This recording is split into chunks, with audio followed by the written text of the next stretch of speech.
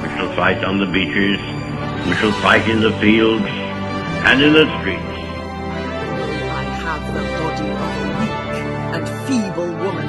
All men are created equal. Because I have a dream. It's one small step for man, one giant leap for mankind.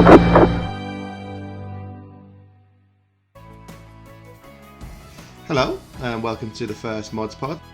I've got a special guest with us today, an ex-student, Harry. How you doing? Oh, not too bad, how are you? I'm good, thank you. So, what are you doing with yourself since leaving St Clement's? Gone to Springwood to sixth form, and I'm doing maths, further maths, economics and politics. I'm looking to do a degree in economics. Are you enjoying it? Yeah, it's good. I really like it. So, your topic today, what do you want to talk about with us today? Talk about economics as a subject, because it's something I obviously want to do as a degree and really like, but going in sixth form I didn't really know much about it because it's not taught at GCSE here. I didn't really know what it was about until I went to the open day and found out a bit, but I still didn't properly know what I was getting myself into. I mean, obviously what I got into I'm loving, but just so people know what it's about and what it entails. Good idea. So I suppose one of the things that maybe year 11's here, maybe thinking of that, or when you say the word economics, you may think, oh, maths, lots of maths and things, but it's a bit more real life stuff, isn't it? This course help you understand how markets work, how governments work and things like that. Yeah. So it's quite a lot of, it's not particularly mathsy. So you have a few calculations, but they're very basic, just kind of percentages and stuff. So there's no real hard maths at A level, and a lot of it's just theories. So there's quite a lot of like sort of government stuff and what governments can do to influence the economy. So when we talk about the economy, it's basically the money a country has almost. So it links to every aspect of life. So when you buy a loaf of bread from the shop to when governments win an election, it's got a massive range and scope, which makes it a very sort of diverse and useful subject. All right, it definitely sounds useful because obviously in the last few months and years, all we've heard about is inflation. Is this course helped you to understand what we mean by that and why all of a sudden food prices and bread and petrol's all gone up and our parents are all getting a bit stressed? Yeah, 100%. It's like, so my friends and even my parents say they know what's happening and know everything's getting more expensive, but economics allows you to know, well, why is it getting more expensive, and therefore subsequently what could we do to lower those costs and keep everything down. So you look at stuff called you look at supply side and demand side inflation. So you can then, especially at the moment, it's quite easy to apply those principles and say, oh well, what we're experiencing now is supply side because of all what happened in Ukraine and the fuel and all those factors. So what factors affect supply? Are you talking about like transport? Yes. Yeah, and then the cost, and then the wages, and then everything goes on top of the overall price? Yeah, so we're talking the supplies, how much of a good or a service a firm can like produce. So things that affect this are stuff like the fuel price, because if the cost of fuel is higher, it means that the firms can't afford to transport their goods, so they want to make profit. So as they want to make profit, they need to make less goods, because otherwise they'd be making a loss. Right. So is there a thing that a government can do? Or I've heard a lot, and I don't understand this either, so this is really useful, that we keep hearing about the Bank of England base rate. Is there things governments can do to make things cheaper or not, or do they have to base their decisions on what the market's doing? Yeah, so so the Bank of England they can alter the interest rates, so that's more effective when the inflation is driven by demand. So the Bank of England have come under a lot of criticism for raising interest rates, that actually it's not going to be that effective. It will still have an effect. And there's there's other stuff governments can do. So, for example, something you look at later on in the course, trade agreements and stuff, and they can lower costs when you're trading. So when you're transporting your goods to other countries, it's cheaper, so it saves money and sort of all balances out. Okay. So who is impacted negatively more so when the Bank of England raises interest rates? How does that affect us? So the people who it impacts worse are actually so it impacts everyone, but the main people are landlords because they have lots of properties, lots of fairly substantial mortgages. So it hits them, and then the problem is that they want to make money, so they rise the price of rent. Right. So the people it then hit, people think, oh, it hits homeowners because they've got mortgages, and the interest rate is how much on top of your loan you have to pay. So people think, oh, well, it's your homeowner who's going to be hit worse because they're having to pay more money back to the bank for their home. But because landlords owe more money to the bank, they're having to pay back even more, so it can actually hit renters worse. So it is like you're saying, it's a chain of events, isn't it? So the landlords have these huge costs now, and of course they're going to pass it on to the renters. Yeah. And then that means people who can't afford it, that's an extra maybe £200 a month for some people, or they have to leave, and then you've got the problem of, I guess, you're leading to poverty and food banks. So this economy, this course sounds really quite fascinating in opening your eyes a little bit to understand how all that works, because it's very easy, isn't it, to say, oh, there's poor people and they made bad choices and things, but actually you can see that sometimes this can be out of their hands a little bit. Yeah. Does anyone benefit from rising interest rates? So the people that benefit from rising interest rates are obviously banks, because if people are paying more money back to them, they obviously have more money. Other people that benefit from higher interest rates would be people who already own a house, so they've paid off their mortgage, because then as people are getting worse off because of the higher interest rates, for them it doesn't affect them. Yeah, true. So although it's not positively affecting them, because everyone else is affected negatively, they're then better off. Okay, yeah, no, that makes sense. What about people who've got savings accounts? So savings, they're good as well, because interest rate's also the amount you get back on your savings. Yeah.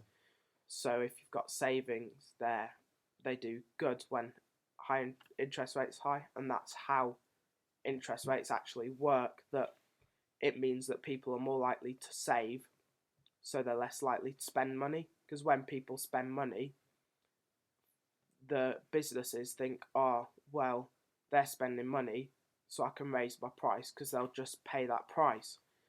But with interest rates, people have less money to spend, because more of that's going on mortgages or rent. So the businesses can't charge as high, and people are just buying less anyway. So rather than buying the new Xbox, they'll put it in a bank and save that money, is the principle behind it. Yeah, no, that's explained really well, actually. So the government or the Bank of England, when they raise interest rates, what they're essentially trying to do is bring prices down. Yeah. And that happens because because people aren't buying things, businesses think, oh, we need to lower our prices. Okay, that makes perfect sense. So would you recommend, as a young man going into the world now, as a good time to start saving now? Do we think interest rates will go down in the next few years, or will they stay where they are? So the Bank of England have said that, so for a period they had something called ultra low interest rates, which is basically interest rates that are nearly 0%. So you take out a loan of, let's say, £10,000, you'll near enough only pay that back. But the Bank of England have said, actually, no, we want to change that. So it's going to make it a lot harder for first-time buyers, for homes, which they're already finding it very hard. But it means that the reward of saving's higher. So saving now is very advantageous, because you'll need to save more money anyway to afford a house and things like that. Yeah. And you're getting more money back for saving. So currently, saving is very attractive. Right. There's a lot of young people say, or what I see when I look at social media, a lot of people they're complaining a little bit about how life is hard and harder for you guys now than it's ever been. You know, to get savings, to even get enough savings. People are having to stay at home till they're maybe nearly 30. Is there, do you think in economics perhaps an entitlement, or is it just fair that people, as long as it takes, save? And of course, some people will find that easier than others, but that's life. Yeah, I mean, that goes down to something you study sort of in the second year of economics, which is inequality of income. And you don't go into too much detail, but it's what is inequality, what level do you deem as inequality, and what's fair. And that's where a large area of subjectivity comes into the subject. But yeah, no, it's a lot harder now than it's ever been to buy a house, and a large part of that is just the general economy, and it's not the fault of the younger generation. They're just kind of having to take it. I suppose as well, you're right, they are having to take it, but they know, everyone's aware now, and a little bit more aware, and courses like this and you doing things like this is going to open people's eyes. They just need to just be a bit more careful and think a little bit more as they start their lives, you know, to start putting a little bit away. That maybe when I was growing up, that never entered our heads to save. But now I think if I was in your position, you know, 17, nearly 18, 18, right? Yeah. I've got a mind's eye on that things are a little bit trickier. So I'm going to not maybe buy, I remember my first wage, I went out from McDonald's and bought a PlayStation 2. Yeah. And I think now that would not be sensible. I wouldn't be advising anyone at the moment to do that. But it's important that you still got to have a bit of fun though, right? Yeah. As a young person. Yeah, a lot of people will still, I mean, people still don't save as much as they should, so people on payday go out and buy themselves maybe a new coat or stuff like that. So I know a lot of my friends will burn their payday check very quickly.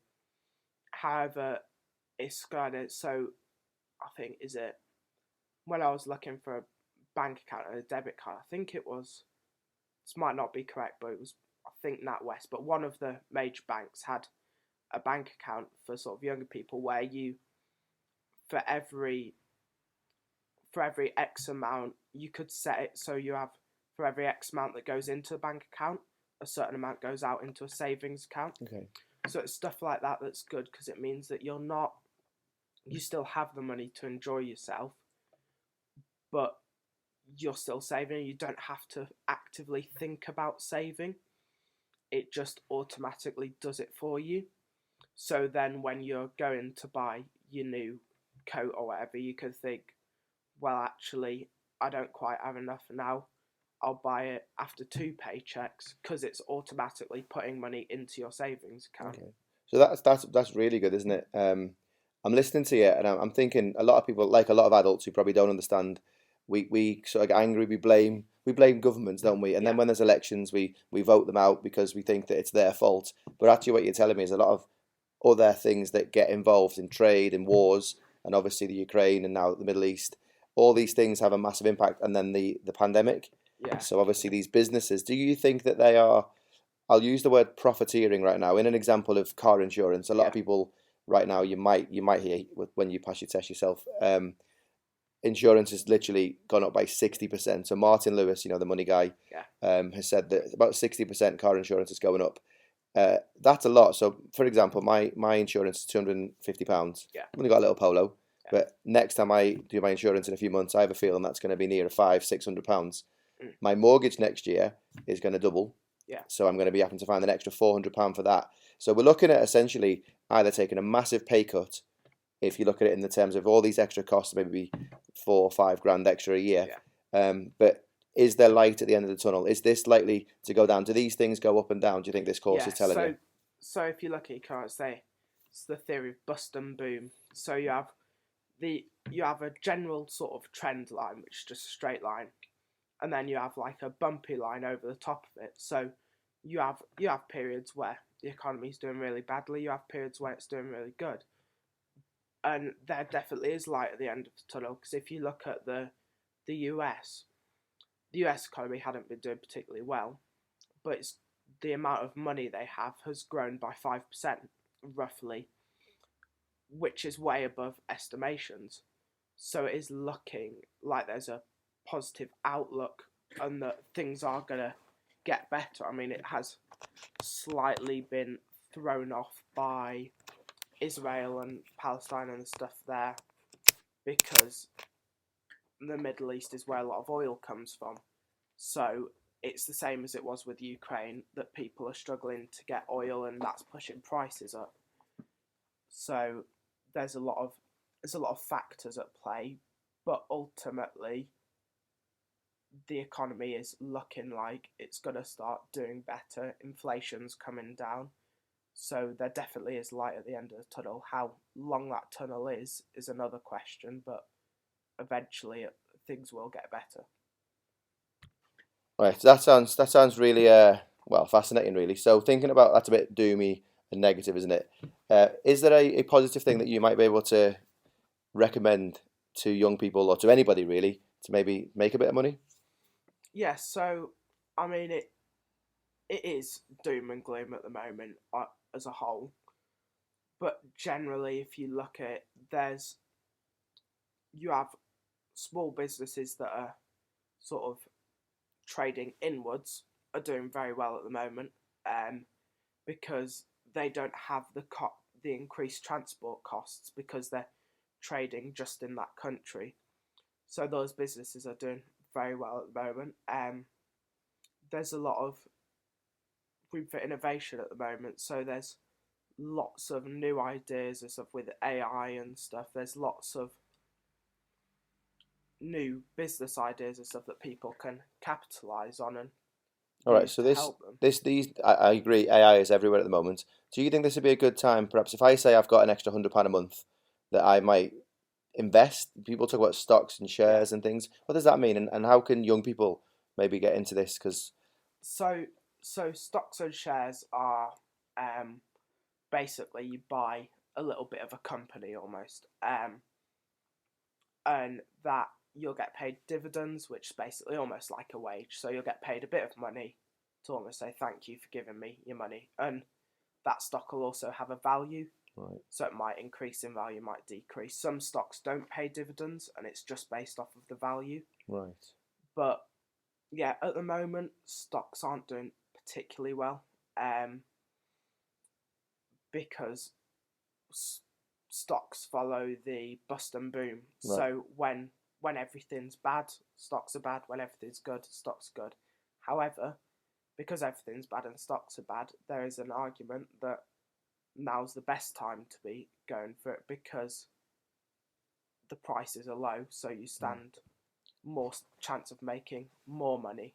However, there is a risk that it will further go down, obviously. Right. So there's always risk attached to investment. Yeah, that's important. If we're investing, there's always the risk, isn't it? So is this a time where people who've maybe got a bit of money already, they could almost swoop in? It sounds really bad, but to take advantage of the situation, buy lower things now. So when you say you buy stocks in a little bit in a company, that's a good way to put it. And you hope that this company that you're investing in is going to end up doing really, really well. Yeah. And when you buy your first share for maybe a tenner, the company's brand new, and then in 5 years' time, this company's a global company, it's worth billions. Your £10 all of a sudden has become thousands. Yeah. So is it bad in a way that people who've got money can swoop in on these struggling companies and buy them up at cheap, and when their times get better, they're going to benefit? Not. It depends on how you look at it. So you can look at it from the perspective that, well, these companies are, these people are swooping in, they're making money off of bad circumstances. People are really struggling and they're just profiteering off that.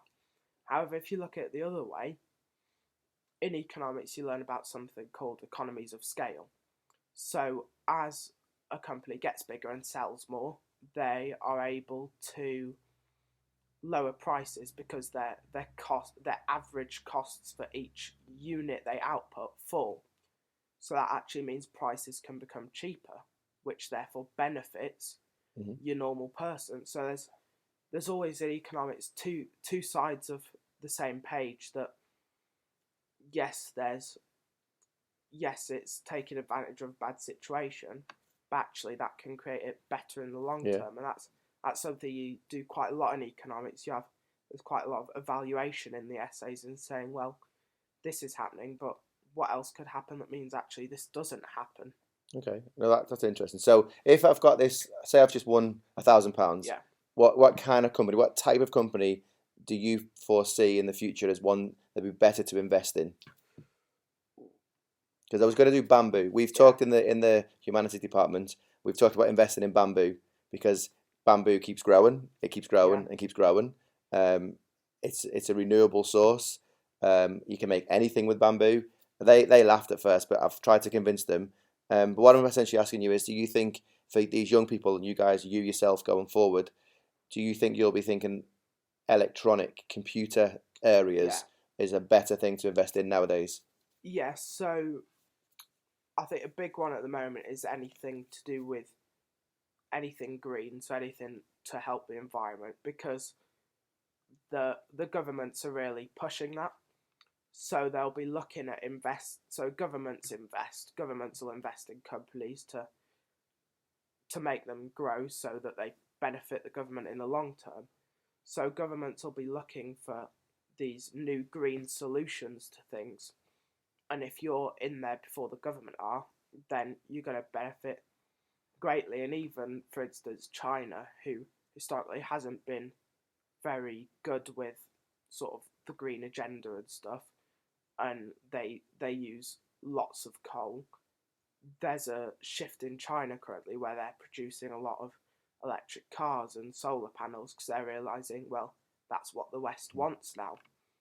So if you can get in with those sort of companies that have a large scope to grow, then they're probably a decent place to be at the moment. Yeah, that's really good advice. I'm just thinking, I was born in 1983 and I think probably just missed the opportunity to invest in Apple and Microsoft. And I just think perhaps, I wonder if people a little bit older than me regret, and they probably thought, oh, the computer thing, that's not going to happen.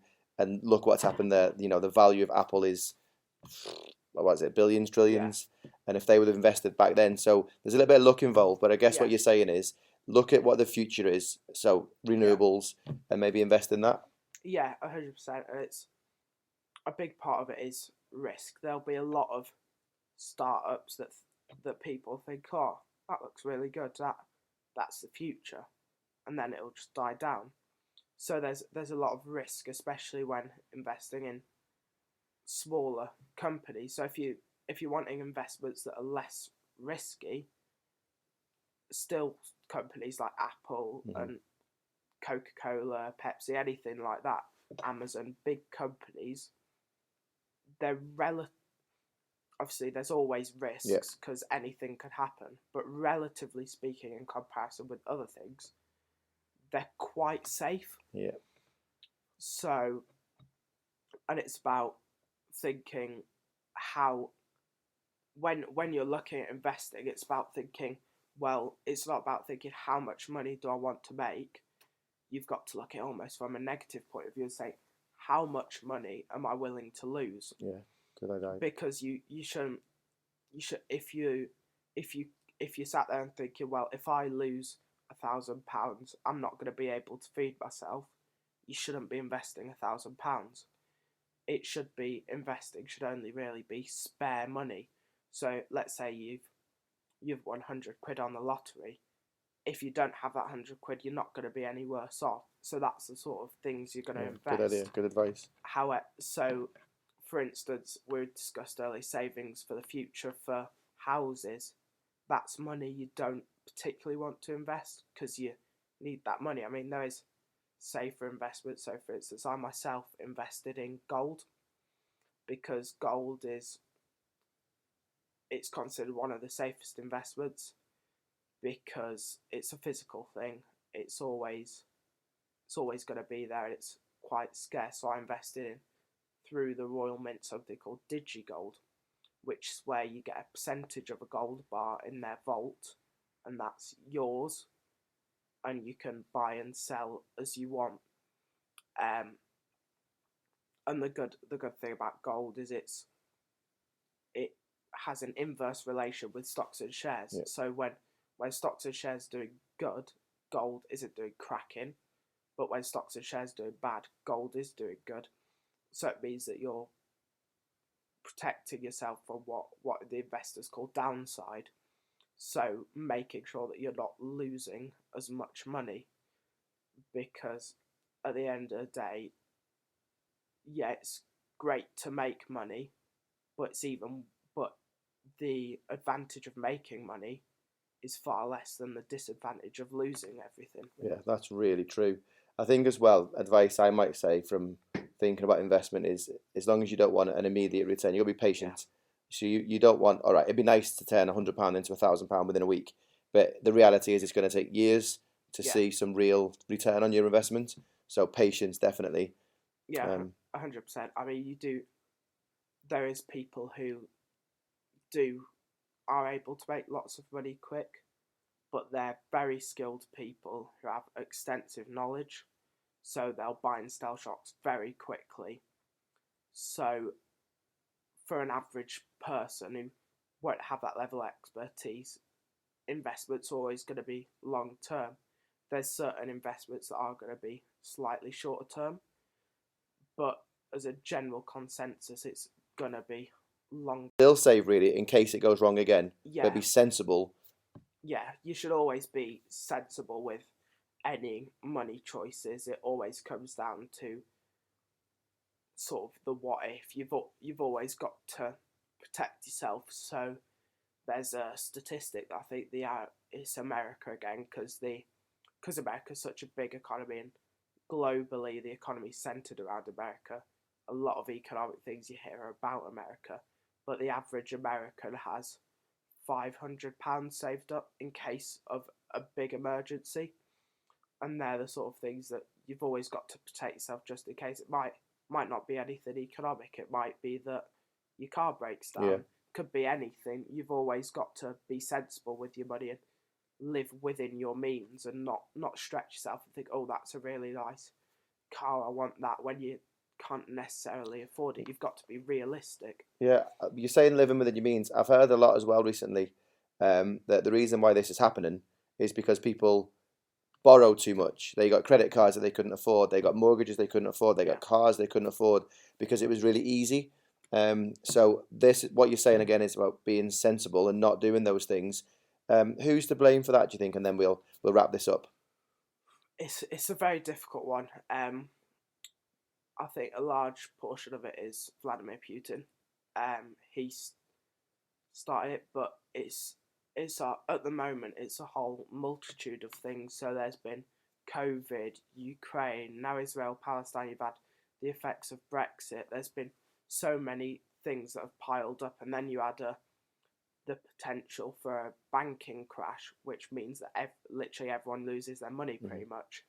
So there's been lots of things recently that have all sort of mounted up, and it's quite easy to point the finger and say, oh, Rishi Sunak, you're not doing your job properly because I don't have money. But there's only so much he can do. There's a lot of things that are out of his control. You can argue that the things he can do, he hasn't done effectively, or you can argue that he has. Either way, but he isn't completely to blame. And it's same good or bad. So if the economy's good, people say, oh, I've got loads of money. Cheers, Prime Minister. Yeah, but true. Often they haven't necessarily really done anything. It's just been that they've got lucky and been in at the right time. Yeah.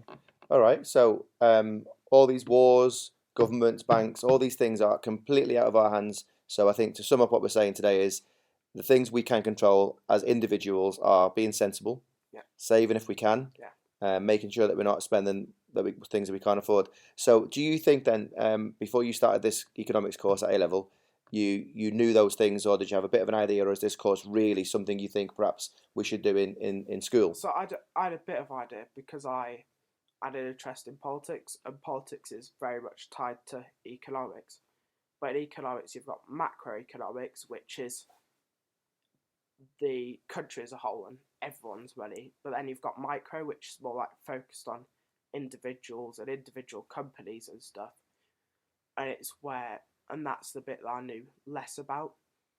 and I had a vague idea, but it's extending that knowledge and opening your eyes to, oh, actually, this is why this is happening, and it allows you to make smarter choices. In answer to the question, I think, yes, we should teach more economics because it's something that influences absolutely everything.